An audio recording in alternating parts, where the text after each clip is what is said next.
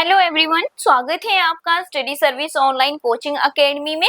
मैं स्वाति और आज से हम जो है आपकी डिमांड पर लेकर आए हैं Himachal Pradesh TGT commissions exam से रिलेटेड डेली आपके जो है मॉक टेस्ट मेरे साथ रहेंगे, क्योंकि बहुत सारे स्टूडेंट कह रहे थे कि मैम आप जो है अलग से इसकी भी एक क्लास ले लीजिए। तो मैंने कहा कि ठीक है, आपकी डिमांड पे जो है हम स्टार्ट कर देते हैं।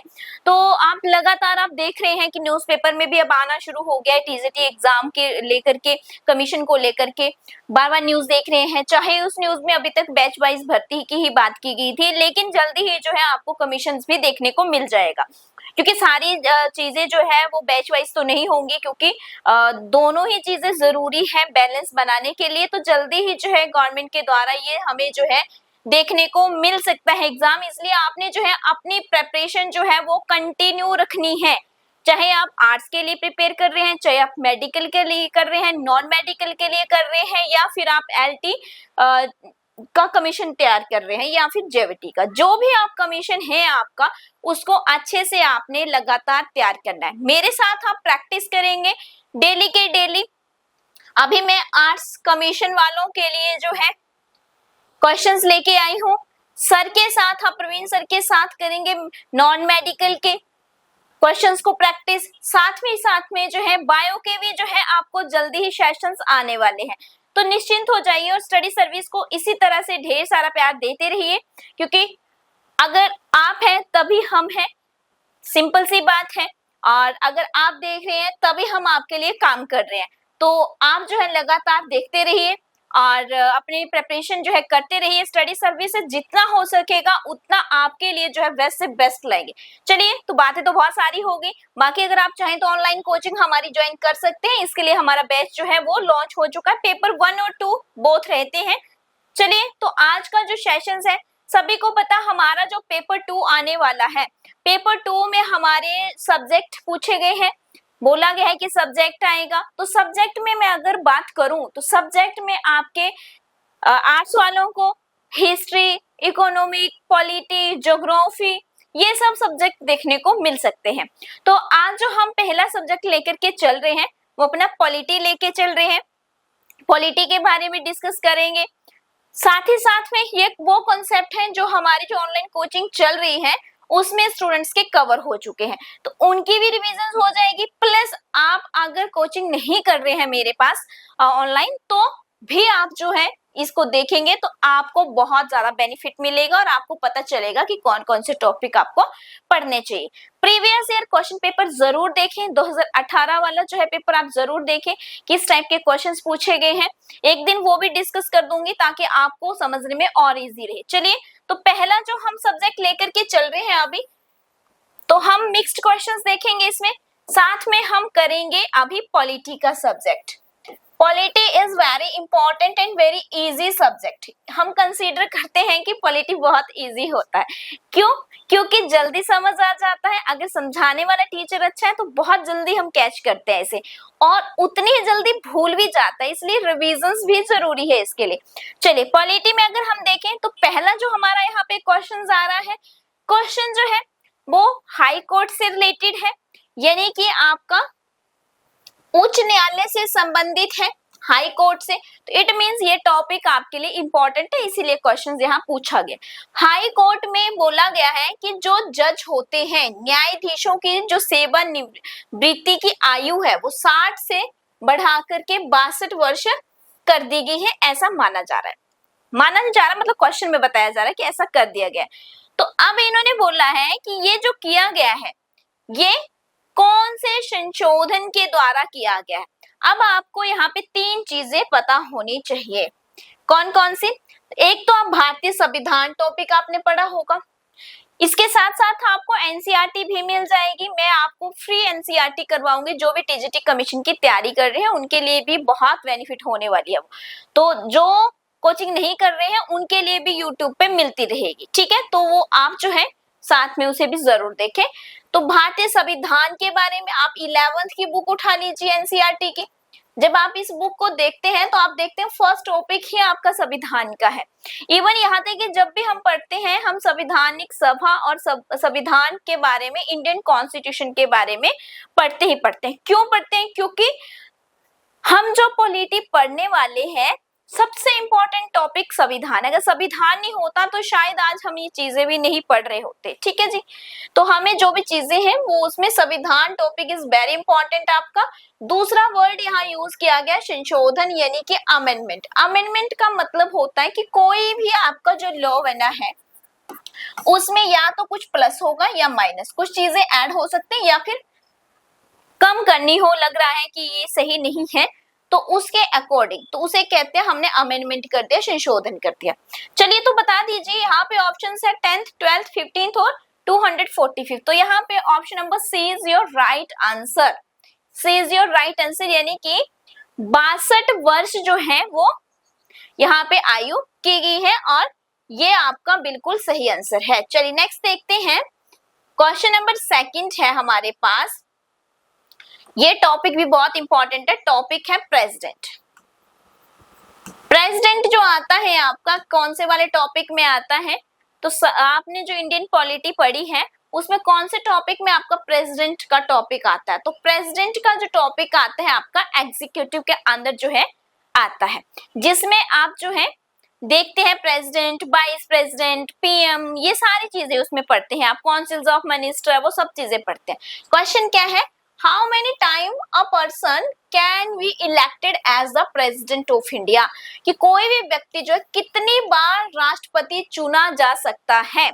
देखो भारत की अगर बात करें तो अनलिमिटेड टाइम है, मतलब कोई भी व्यक्ति कितनी भी बार चुना जा सकता है। लेकिन अगर यूएस की बात करें तो यूएस में सिस्टम है कि 2 ही बार चुना जाता है वहां पे, लेकिन भारत में ऐसी कोई रिस्ट्रिक्शंस नहीं है। तो इसका मतलब 9 बार कोई रोक नहीं सकता है उसे दोबारा बनने से। ठीक है, तो ऊपर वाले ऑप्शन रॉन्ग हो गए। चलिए तो ये भी आपको क्लियर हो गया। प्रेसिडेंट से रिलेटेड आप पावर जरूर देखें, और भी बहुत सारी चीजें हैं प्रेसिडेंट की, जैसे कि मैं अगर बताऊं आपको प्रेसिडेंट का कुछ इंपॉर्टेंट फैक्ट्स बता देती हूँ, क्योंकि अभी कर ही रहे हैं तो थोड़ा सा बता भी देती हूँ आपको। देखो प्रेसिडेंट की कुछ चीजें जो मैंने कहा बहुत इंपॉर्टेंट है। एक है इलेक्शन, इलेक्शन में कौन कौन पार्टिसिपेट करता है, वेरी इंपॉर्टेंट।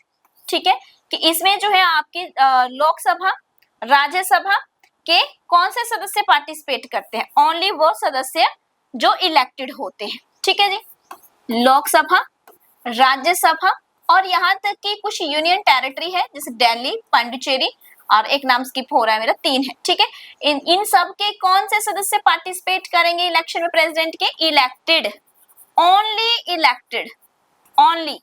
ठीक है, अब देखो लोकसभा और राज्यसभा में 2 तरह के सदस्य होते हैं, इलेक्टेड भी होते हैं, नॉमिनेटेड भी होते हैं। तो इसलिए हमने कहा यहाँ पे जो पार्टिसिपेट करेंगे इलेक्शन में ओनली इलेक्टेड करेंगे। इसके अलावा और क्या इंपॉर्टेंट रहता है प्रेसिडेंट का, तो अध्यादेश जारी करते हैं ये। ठीक है, आर्टिकल 123 में अध्यादेश ऑर्डिनेंस पावर होती है इनके पास अध्यादेश जारी करने की। इसके अलावा क्षमा करते हैं, तो क्षमा का आर्टिकल उसको जरूर देख करके जाए कि किस में है। इसके अलावा इन पे इम्पीचमेंट लगती है, आर्टिकल 60 के तहत जो है क्या लगता है इन पे, महाभियोग, इम्पीचमेंट लगाई जाती है इन पे। इसके अलावा इनकी पावर्स हैं जो वेरी वेरी इंपॉर्टेंट है, तो कौन कौन सी पावर है जो बहुत ही ज्यादा इंपॉर्टेंट है इनकी, जैसे कि इमरजेंसी पावर बहुत इंपॉर्टेंट है, 3 आती है इसमें, 352, 356 और 360। ज्यादा जानकारी के लिए जो है आप कोर्स ज्वाइन कर सकते हैं हमारा, उसमें मैंने सारी डिटेल में चीजें बता रखी है। अगर आप चाहते हैं कि मेरे साथ इस पॉलिटी को कवर करें अच्छे से, तो आप डिटेल वाला बैच कर सकते हैं, क्योंकि क्वेश्चन में मैं इतना ही बता पाऊंगी अभी, क्योंकि नेक्स्ट क्वेश्चन भी करवाना होता है ना। तो लगभग इसको पढ़ाने में 3 से 4 घंटे राष्ट्रपति को पढ़ने में लग जाते हैं, अगर अच्छे से पढ़ना होता है जब क्लास में। चलिए, तो एक क्वेश्चन में जो जो मुझे लगा कि बता देना चाहिए आपको, वो मैंने चीजें बता दी आपको। चलिए नेक्स्ट देखते हैं, विच of the following provision needs a special majority in parliament, निम्नलिखित में से किस प्रावधान के लिए संसद में विशेष बहुमत की आवश्यकता है, कि संसद में क्या विशेष बहुमत की बात कर रखी है, मेजोरिटी, स्पेशल मेजोरिटी की बात कर रखी है। नंबर 1 मौलिक अधिकारों में चेंज करने के लिए, change the fundamental right. Second creation of a new state, कि हमें नया राज्य बनाना हो उसके लिए। या फिर evolution of legislative councils in state, कि राज्य में विधान परिषदों का उन्मूलन या फिर संसद में नियम और प्रक्रियाएं। तो देखो, वैसे तो मौलिक अधिकार जो हमारे हैं उनमें जब भी हमें जो है किसी तरह का कोई चेंज करना होता है तब हमें स्पेशल मेजोरिटी की जरूरत होती है। वैसे तो मौलिक अधिकार चेंज ज्यादातर होते नहीं है, जब भी अमेंडमेंट होता है तो उसके लिए विशेष बहुमत की यानी कि स्पेशल मेजोरिटी की जरूरत होती है। जैसे कि अमेंडमेंट हुए हैं हमारे, आपने देखा होगा, आपने पढ़ा होगा, जो आर्टिकल 31 हमारा होता था उसको डिलीट कर दिया गया था, ठीक है, अमेंडमेंट करके, और उसको फिर 300A में जोड़ा गया, तो वो क्या हुआ, अमेंडमेंट हुआ। इसके अलावा आप देखते हैं आपका आर्टिकल 21A है, तो उसमें राइट टू एलिमेंट्री एजुकेशन की बात की, 86वां संवैधानिक संशोधन हुआ उसके लिए 2002 में। तो वो जो संशोधन हो रहे हैं उनको करने के लिए हम क्या करते हैं, हमें संसद में विशेष बहुमत की जरूरत होती है। चलिए, तो option number A is your right answer. Next question देखते हैं। अगर आपको सेशन अच्छा लगे आप वीडियो को लाइक कर सकते हैं, अपने दोस्तों के साथ शेयर कर सकते हैं। चलिए, भारत की आकस्मिकता निधि का संरक्षक कौन है? ठीक है, आकस्मिकता निधि की अगर हम बात करें, देखो निधियां जो है बहुत सारी निधि होती हैं अलग अलग, है ना, जैसे संचित, हम कहते हैं कि कंसोलिडेटेड फंड ऑफ इंडिया होता है संचित निधि। इसी तरह से जो है ये जो फंड होते हैं इन फंडों को जो है संचित किया जाता है, यानी कि इकट्ठा रखा जाता है, जब जरूरत पड़ती है तो दिया जाता है।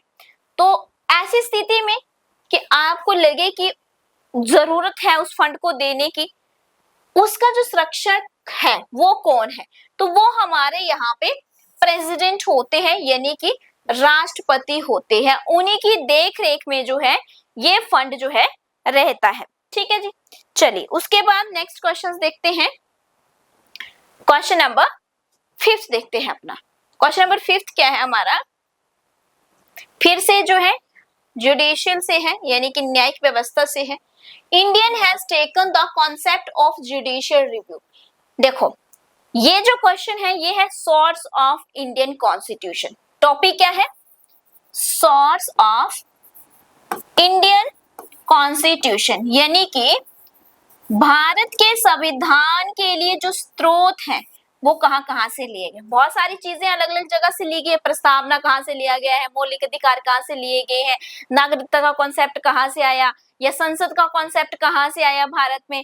तो हमने क्या किया है, आपको याद होगा जब हमारी संविधान सभा बनी थी तो उसमें जो है 2 तरह की कमेटियां थी, एक आपकी ड्राफ्टिंग थी और एक आपकी एडवाइजरी कमेटी थी, मतलब एक प्रारूप समिति थी और एक आपकी सलाहकारी समिति थी। तो जो सलाहकारी समिति थी, एडवाइजरी कमेटी, उन्होंने उसके जो बीएन राव थे उन्होंने क्या किया, उन्होंने हेड थे वो, उन्होंने आई थिंक 58+ जो संविधान की जो रीड किया था और उसको 3 वॉल्यूम्स में डिवाइड किया था। एग्जैक्ट याद नहीं आ रहा कि कितने संविधान, मैं बता दूंगी अगली क्लास में। तो उन्होंने 3 वॉल्यूम्स में डिवाइड किया था और सबको बांटे और कहा कि इनको रिव्यू करके आइए और अपने संविधान के जो है हम अपना संविधान का ड्राफ्ट तैयार करेंगे उसके हिसाब से। तो अलग अलग चीजें ली गई हैं। अब यहाँ बोला जुडिशियल रिव्यू। जुडिशियल रिव्यू क्या होता है कि अगर जो भी लॉ जो है पास हुए हैं, जो भी बने हैं, आपके पार्लियामेंट में बिल आते हैं, आपको पता है ना प्रोसेस, बिल का लॉ कैसे बनता है, एक्ट कैसे बनता है।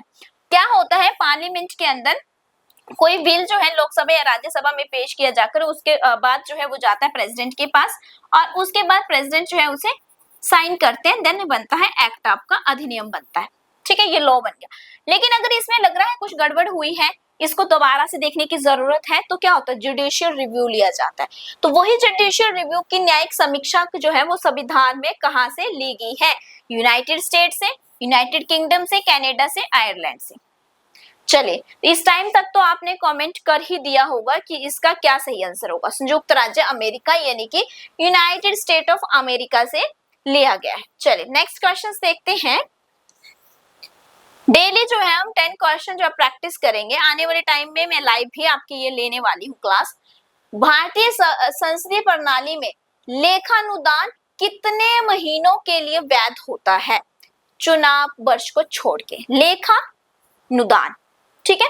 तो यहाँ पे vote on account, parliamentary system में, इंडियन पार्लियामेंट्री सिस्टम में vote on account valid for how many month except the year of election, जिस साल इलेक्शन होते हैं उसे छोड़ के जो है कितने टाइम तक वैलिड होता है लेखानुदान।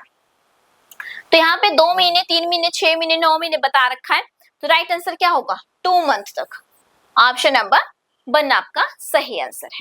ठीक है जी, इलेक्शन वाला टॉपिक भी वेरी वेरी इंपॉर्टेंट। नेक्स्ट देखते हैं क्वेश्चन नंबर 7। क्वेश्चन नंबर 7 क्या कहता है? क्वेश्चन नंबर 7 है सीएजी की बात की गई है, कैग की बात की गई है, सीएजी कंट्रोलर एडोर आपका ऑडिटर जनरल ऑफ इंडिया, कि कौन इनको अपॉइंट करते हैं और कितने टाइम के लिए इनको अपॉइंट किया जाता है। तो कौन अपॉइंट करते हैं? प्रेसिडेंट के द्वारा जो है कैग वाले के सदस्यों को भी अपॉइंट किया जाता है। कितने टाइम के लिए अपॉइंट किया जाता है? 2, 4, 6, 5। क्या बोला गया है यहाँ पे? 2, 4, 6, 5, इनमें से कितने टाइम के लिए? तो 6 ईयर के लिए, कितने 6 सालों के लिए जो है इनको यहाँ पे अपॉइंट किया जाता है आपका। आई होप कि आपको जो है ये अच्छे से क्लियर हो रहे होंगे क्वेश्चंस और आपको इंटरेस्ट भी क्रिएट हो रहा होगा।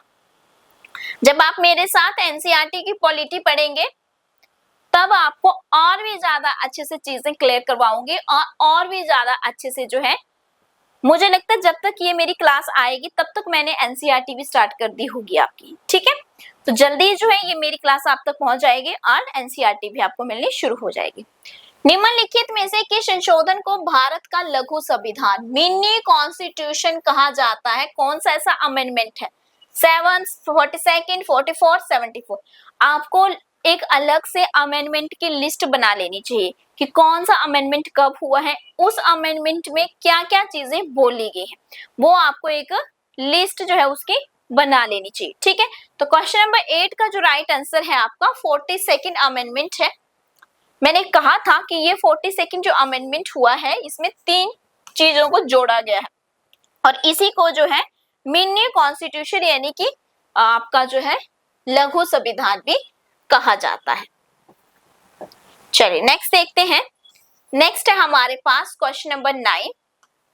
क्वेश्चन नंबर 9 है which of the following right has been removed from fundamental rights and converted to a simple legal right. निम्न में से किस अधिकार को मौलिक अधिकारों से हटा करके कानूनी अधिकार बना दिया गया या बदल दिया गया? तो स्टार्टिंग में मैंने यही बताया था, जब फर्स्ट क्वेश्चन हमने फंडामेंटल राइट वाला किया था, मैंने कहा था कि आर्टिकल 31 हुआ करता था जो था आपका राइट टू प्रॉपर्टी, संपत्ति का अधिकार होता था। ठीक है, अब पहले ये मौलिक अधिकार था, फिर इसमें जो है संशोधन हुआ, अमेंडमेंट हुआ और इस अमेंडमेंट के थ्रू इसे क्या बना दिया गया? लीगल राइट, यानी कि इसे कानूनी अधिकार बना दिया गया 300A में जोड़कर। चलिए, तो option number 2 is your right answer. Next देखते हैं क्वेश्चन नंबर 10। क्वेश्चन नंबर 10 की अगर बात करें, who among the following were the members of the drafting committee of the constitution. देखो, निम्न में से कौन सा प्रारूप समिति के सदस्य थे? तो यही तो मैंने बताया अभी, मैंने कहा ना 2 कमेटियां थी, एक ड्राफ्टिंग थी, एक एडवाइजरी थी।